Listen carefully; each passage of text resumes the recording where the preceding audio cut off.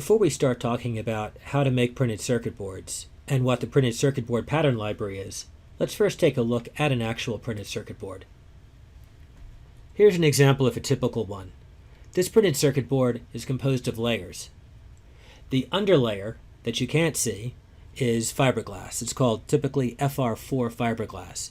If you're interested in making your printed circuit board part of a structural member of your device, say you wanted to make it a robot base layer, you can get it made out of very strong, thick fiberglass.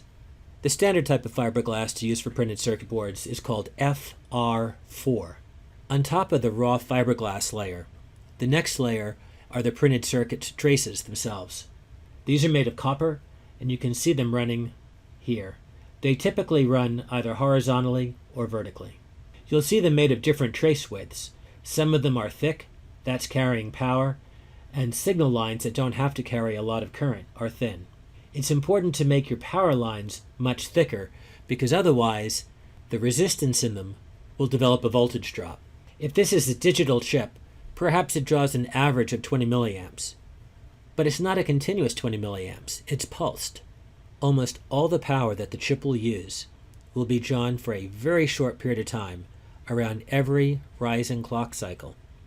That might be for only 10% of the total time. That means 20 milliamps average power is in fact 200 milliamps pulsed power. As far as the battery is concerned, all you need to worry about is the 20 milliamps average. But if you were to use a thinner trace here instead of the thicker one, that thinner one might perhaps have, I don't know, say 0.25 ohms. That doesn't sound like much. But remember that the current is being pulsed through here and very briefly becomes 200 milliamps. That 200 milliamps times the 0.2 ohms comes to 0.4 volts that's developed across this trace. Now if this trace was a ground trace, you'd have your ground moving 0.4 volts for a fraction of a second every 10% of your time. Any circuitry that you had to the right of this that's analog would see its ground jump by 0.4 volts, and for that short 10% of the time, 1 out of every 10 analog readings would be off by a factor of 0.4 volts. That's a lot. So the lesson learned is make sure your power traces are thick to decrease their resistance. The next layer is the green layer that's everywhere. The green layer everywhere is a solder mask. That's why these traces, although they're made of copper, don't look like copper. The green solder mask is there to prevent solder from sticking to it. All commercially prepared printed circuit boards have them.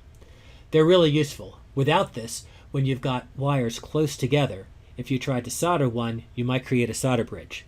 Solder doesn't stick to the solder mask, it removes the chances of bridging. It also prevents any accidental shorts should something conductive fall in this area. It's easy to have conductive things fall in this area even if you don't mean to. For instance, while you're soldering, you might have tiny microscopic bits of solder splatter out. The solder mask prevents those microscopic bits from doing anything. The solder mask isn't continuous. Around every place where you're supposed to solder, there's no solder mask. You can see that to the right. These holes are exposed. Let's talk about these holes. Around these holes there's a donut-shaped piece of copper that's exposed. And that donut-shaped piece of copper is called a pad.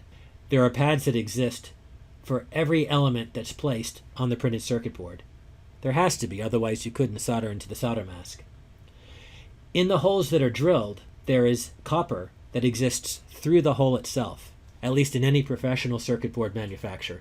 That's called through-hole copper, and when you solder these devices in, having through-hole copper makes it much easier to solder, and it makes the solder joint much stronger. It also means that there's an electrical connection from the top side of the board to the bottom side of the board. All commercial boards you're going to have are two-sided, so they'll have the same layers of copper and solder mask on both. There's also a third layer. The third layer is typically only on the top side, and that's called the silk screen. This white lettering is silk screen.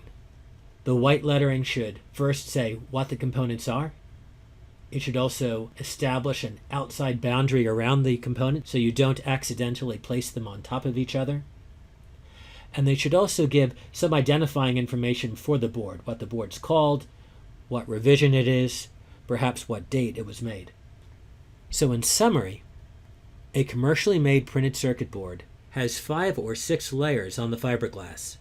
The top layers are the traces, also called the copper layer, the solder mask, and the silk screen.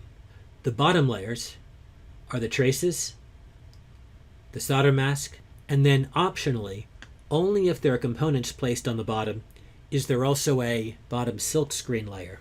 More often than not, components are only placed on the top of the board, and this is so that the bottom of the board is very flat and can be mounted right next to its enclosure.